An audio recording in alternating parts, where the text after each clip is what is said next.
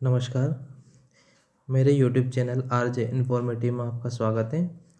आज हम बात करेंगे कि तहसील से जन्म प्रमाण पत्र कैसे बनवाते हैं और उसके लिए किन किन डॉक्यूमेंट की ज़रूरत होती है। देखिए, जब किसी व्यक्ति का जन्म को काफ़ी समय हो जाता है, लगभग 1 वर्ष से के बाद अगर जन्म प्रमाण पत्र की ज़रूरत होती है तो उसके लिए तहसीलदार आदेश की ज़रूरत पड़ती है। तहसीलदार आदेश के आधार पर पंजीयन इकाई आपको जन्म प्रमाण पत्र देती है। ठीक है। जन्म और मृत्यु रजिस्ट्रेशन अधिनियम 1969 की धारा 13(3) के तहत तहसील को ये पावर है कि वह जो आपकी जन्म की घटना है उसके शुद्धता का सत्यापन करने के पश्चात प्रथम वर्ग मजिस्ट्रेट या प्रेसिडेंसी मजिस्ट्रेट द्वारा किए गए आदेश पर और विहित फीस दिए जाने पर ही रजिस्ट्रेट की जाएगी। ठीक है। इस समय अपन चर्चा करेंगे। अपन ये देखेंगे पहले कि अपन को कौन कौन से डॉक्यूमेंट जो है कलेक्ट करना है जिससे कि अपन तहसील से अपन आदेश प्राप्त कर सके। और यहाँ पर मैं जो पंजीयन इकाई की बात कर रहा हूँ इस बारे में भी अपन चर्चा करेंगे। पहले अपन ये देखते हैं कि कौन कौन से डॉक्यूमेंट आपको जो है लेना है ताकि अपन तहसील से आदेश ले सकें। देखिए, सबसे पहले तो जो जन्म प्रमाण पत्र के लिए अपन जा रहे हैं उसका आदेश लेने के लिए, तो जो शिशु होता है, जो बालक होता है, जैसे कि बालक अब हो जाएगा, मान लो अगर ज़्यादा आप लेट हो जाते हैं, 1 वर्ष की घटना से ज़्यादा अगर हो चुका है, मानो भले वो कितने भी साल हो जाए, 5 साल हो जाए, 10 साल हो जाए, 15 साल, 20-25 कितने भी साल हो जाए, उसके बाद अगर आपको उसका जन्म प्रमाण पत्र बनवाना है तो वो जो बालक है जिसका जन्म हुआ है उसके पिता का परिचय पत्र लगेगा, उसमें आइडेंटिटी लगेगी, आधार कार्ड या फिर अपना वोटर आईडी या अपना ड्राइविंग लाइसेंस या फिर अपना पैन कार्ड, ये हो सकता है। उसकी जगह माता का परिचय पत्र लगेगा, उसमें सेम ही डॉक्यूमेंट उसमें लग सकते हैं। तहसील आप जाएंगे तो वहाँ पर वो एक आवेदन पत्र देंगे। जनरली ये खुद का एक उनका प्रारूप होता है कि इसमें आप जो है अपनी डिटेल डाल दें जो आवेदक है ना।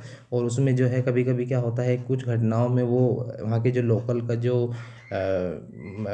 का जैसे कि मान लो वार्ड पार्षद हुआ या फिर आप ग्राम पंचायत में रह रहे हैं तो फिर वहाँ का जो सचिव हुआ उनके भी साइन वो लोग उसमें कभी कभी जो है मेंशन कर देते हैं। इस बारे में अपन और डिटेल कर देंगे कि वार्ड पार्षद का कहाँ लगेगा और ग्राम पंचायत के जो सचिव का वहाँ कहाँ लगेगा, इस बारे में भी आगे डिस्कस करेंगे अपन। आवेदक द्वारा शपथ पत्र, आवेदक जो है एक शपथ पत्र देगा, शपथ पत्र में वो लिख कर देगा, एक 50 रुपये के स्टाम्प पे जनरली वो अपन बनाते हैं, नोटरी वाले इसमें लिखते हैं कि जो प्रमाण पत्र बनवा रहे हैं ये हमने पहले हमारे द्वारा नहीं बनवाया गया है और किसी कारणवश जो है हमारा प्रमाण पत्र नहीं बन पाया था, इस प्रकार का उसमें आप खुद डिक्लेयर करते हैं और उसको आप उसमें अभिप्रमाणित करके उसको आप देते हैं, प्रस्तुत कर देते हैं। ठीक है, ये भी आसान है। डिस्चार्ज सर्टिफिकेट, यदि अगर जो जन्म की घटना हुई अगर मान लो किसी प्राइवेट हॉस्पिटल में हुई होगी पहले, तो वहाँ के आपके डॉक्यूमेंट लगेंगे हॉस्पिटल के कि डिस्चार्ज सर्टिफिकेट कि आपका जो बच्चे का जन्म है कब हुआ था। और प्राइवेट हॉस्पिटल का ही लगेगा ये, क्योंकि अगर मान लो गवर्नमेंट हॉस्पिटल में हुई होती पहले तो प्रमाण पत्र आपको गवर्नमेंट हॉस्पिटल से ही या तो मिल चुका होगा, और नहीं मिला है तो आप गवर्नमेंट हॉस्पिटल में जाइए, उनको डेटा बताइएगा तो वो जो है उस डेट पे वहाँ पर रिकॉर्ड में चेक करेंगे और बर्थ सर्टिफिकेट वो आपको दे देंगे। इसमें आपको तहसीलदार के किसी आदेश की ज़रूरत नहीं है। अगर गवर्नमेंट हॉस्पिटल में हुआ है तो आपको तहसीलदार के आदेश की बिल्कुल भी ज़रूरत नहीं है। आप वहाँ जाइए, उनको आप डेट बताइए और अपने साक्ष्य बताइए पूर्व, लेकिन और भाई बताइए कि भाई हम पहले जन्म प्रमाण पत्र हमने नहीं लिया था, तो अब वो आपको जारी करके दे देंगे, इसमें कोई भी प्रॉब्लम आपको नहीं होगी। सॉरी। शुल्क रसीद, शुल्क जो है वो निर्धारित किए गए हैं। आप ये देख सकते हैं शुल्क बहुत बिल्कुल कम इसमें रहता है। धारा 17 के अधीन देय फीस डाक प्रभार है। इसमें मान लो कि 2 वर्ष का जो शुल्क है प्रति वर्ष के हिसाब से लगता है, और सम्मति उदाहरण देने के लिए 5 रुपये का जो सर्टिफिकेट के लिए लगता है, प्राप्त प्रमाण पत्र दो, ऐसे करके 10, 15, 20 रुपये लगता है। इस बारे में ज़्यादा कुछ बताने के लिए नहीं है। ठीक है, तो ये आप शुल्क जो है आपको ये देना पड़ेगा। रसीद का जो उनके पास रहेगा फॉर्मेट उसमें वो काट के आपको दे देंगे। ठीक है, सूचना फॉर्म प्रपत्र क्रमांक 1, ये बहुत इंपॉर्टेंट है। ठीक है, ये बहुत इंपॉर्टेंट इसलिए है क्योंकि ये जो फॉर्मेट जो दिया गया है ये भारत सरकार द्वारा डिज़ाइन किया गया है। इसको लिख देना इसलिए ज़रूरी है, एक्चुअल में ये आवेदन की तरह ही होता है। ठीक है, मैं आपको इसमें दिखा देता हूँ, ये आपको वहाँ पर मिल जाएगा पंजीयन इकाई पर। जन्म रिपोर्ट प्रस्तुत नियम 5 देखिए, है ना, प्रपत्र क्रमांक जन्म रिपोर्ट प्रारूप, ये आप देख रहे होंगे छोटे अक्षर में, ये PDF में जनरली है। अगर आप चाहेंगे तो इसको आप मुझे कमेंट्स करेंगे तो मैं आपको दे दूंगा, तो आप इसको निकाल के आराम से भर सकते हैं। वैसे ये जनरली रेड कलर का होता है, एक प्रपत्र होता है मूल, अगर आप इसको यूज़ करेंगे, लेकिन इतना उपलब्ध नहीं हो पाता है इकाइयों के पास, क्योंकि बहुत सारी पंजीयन इकाइयाँ होती हैं तो स्टेट गवर्नमेंट इतना उपलब्ध नहीं करा पाता है, तो वो इसको फोटोकॉपी जनरली इसका यूज़ करेंगे। तो इसको आपको पूरा भरना है और ये बहुत ज़्यादा ही इम्पोर्टेंट है, ठीक है। और 8 नंबर पर आता है आपका अनुपलब्धता प्रमाण पत्र, प्रपत्र क्रमांक 10। देखिए प्रपत्र क्रमांक 10 अनुपलब्धता, जैसा कि इसमें लिखा हुआ है अनुपलब्ध, जैसे उपलब्धता का जैसे ही अपोजिट है, मतलब इसका ये हुआ है कि पंजीयन इकाई से या जो जन्म की घटना हुई है अभी तक आपको उपलब्ध नहीं कराया गया है, इसका ये प्रमाण पत्र है। मतलब इसका ये हुआ, जैसे मैंने आपको पहले भी डिस्कस किया था कि तहसील केवल आदेश देता है, वो पंजीयन नहीं करता, वो प्रमाण पत्र नहीं देता है, ठीक है। प्रमाण पत्र आपको देता है कौन? पंजीयन इकाई, ठीक है। तो ये आपको उससे लेना है जिस जो आपका रजिस्ट्रार जो लगता है, ठीक है। इसके बारे में देखिए आप चर्चा करते हैं, या आप पूरा इसका स्क्रीनशॉट यहाँ पे ले लीजिए, ठीक है। इस बारे में चर्चा करते हैं अभी। ये आपका होगा देय फीस का, और ये हो गया आपका जन्म रिपोर्ट प्रारूप, और ये है आपका प्रारूप नंबर 10। मतलब ये जो है अनुपलब्धता प्रमाण पत्र है, इसको आपको लेने की जरूरत नहीं है, स्क्रीनशॉट आप ले सकते हैं जानकारी के लिए। बट ये जो है आपको पंजीयन इकाई देगी। पंजीयन इकाई कौन होगी? देखिए इसके लिए मैंने एक अलग से वीडियो बनाया है, लेकिन शॉर्ट्स में मैं इसको जो है डिस्क्रिप्शन में भी दे दूंगा, आप देख लीजिएगा। लेकिन शॉर्ट्स में मैं आपको बता देता हूँ बिल्कुल, ये पंजीयन इकाई से क्या मतलब है।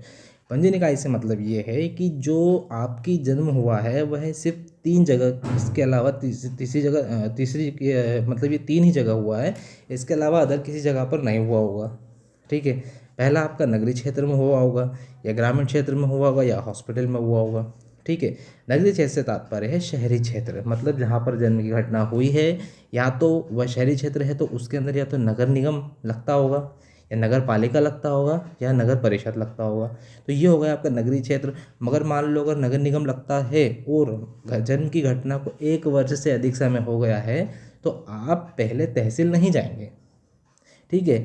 आप पहले जाएंगे नगर निगम कार्यालय, जहाँ पे रजिस्ट्रार बैठता है, या फिर अगर आपका नगर पालिका लगता है तो आप नगर पालिका जाइए, या नगर परिषद लगता है तो नगर परिषद जाइए, उनके पास जाइए और उनसे सबसे पहले आप बताइए कि ऐसे ऐसी प्रॉब्लम है कि हमने जो है प्रमाण पत्र नहीं लिया है और 1 वर्ष से अधिक समय बीत चुका है, और उनको आप बताइए। हालांकि वो आपको बता देंगे कि आपको जो है उपलब्ध प्रमाण पत्र लेना होगा, फॉर्म नंबर 10, लेकिन अगर आप बताएंगे तो आपका काम आसानी से इसलिए हो जाएगा क्योंकि उनको लगेगा कि हाँ भाई इनको जो है जानकारी है, उसको यहाँ वहाँ घूमने की आपको ज़रूरत नहीं पड़ेगी।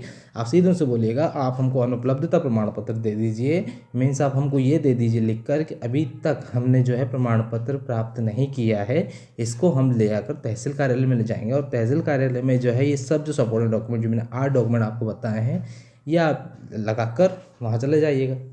सेम वही कंडीशन है ग्रामीण क्षेत्र में होता है। ग्रामीण क्षेत्र मतलब गाँव में होता है या ग्राम पंचायत के अंतर्गत आता है, वहाँ होता है, तो वहाँ पर आपको जो है फॉर्म नंबर 10 अनुपलब्धता प्रमाण पत्र वो आपको देगा सचिव, ग्राम पंचायत का जो सचिव होता है वो आपको देगा, उप रजिस्ट्रार, ठीक है। उससे आपने ले लिया अनुपलब्धता, उसे आप बताइएगा भाई 10 नंबर का फॉर्म है, वो ऑनलाइन भी जारी होता है एक्चुअल में। जो अनुपलब्धता है जरूरी नहीं वो आपको ऑफलाइन दे, CRS.org.in की जो साइट है जिससे वो आपको प्रमाण पत्र बाद में जारी करके देगा, उसी से ही वो पहले आपको 10 नंबर प्रमाण पत्र जारी करके दे देगा। वो आप लेके जाइएगा तहसील, और डॉक्यूमेंट आप सब लगा दीजिएगा, शपथ पत्र, आपका आवेदन, ID वगैरह सब आप लगा दीजिएगा और वहाँ पर उनको दे दीजिएगा। फिर और तीसरा है अपना हॉस्पिटल। हॉस्पिटल गवर्नमेंट है तो आपको तहसीलदार आदेश की ज़रूरत ही नहीं है, जैसा मैं बता चुका हूँ आपको, है ना। और अगर ये प्राइवेट है तो प्राइवेट में आपको ये देखना पड़ेगा कि कौन से क्षेत्र में है, ये नगरीय क्षेत्र में, ग्रामीण क्षेत्र में। नगरीय क्षेत्र में तो वही सेम आप नगरीय क्षेत्र में जाइएगा, नगर निगम, नगर पालिका, नगर परिषद, वहाँ से आप 10 नंबर ले लीजिएगा। और अगर ग्रामीण क्षेत्र में है हॉस्पिटल तो फिर आप जाइएगा ग्रामीण क्षेत्रीय सचिव के पास, और वो आपको 10 नंबर दे देगा, मतलब अनुपलब्धता प्रमाण पत्र दे देगा। वो लेकर आपको जाना है तहसील के पास।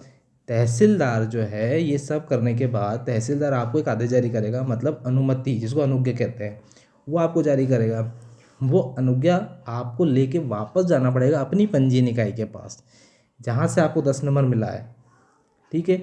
जहाँ से आपको 10 नंबर मिला है तो वो उस अनुमति के आधार पे CRS पोर्टल पे जाएंगे, और प्रेजेंट में तो ये हो गया है कि पूरा ऑनलाइन हो गया है, ठीक है।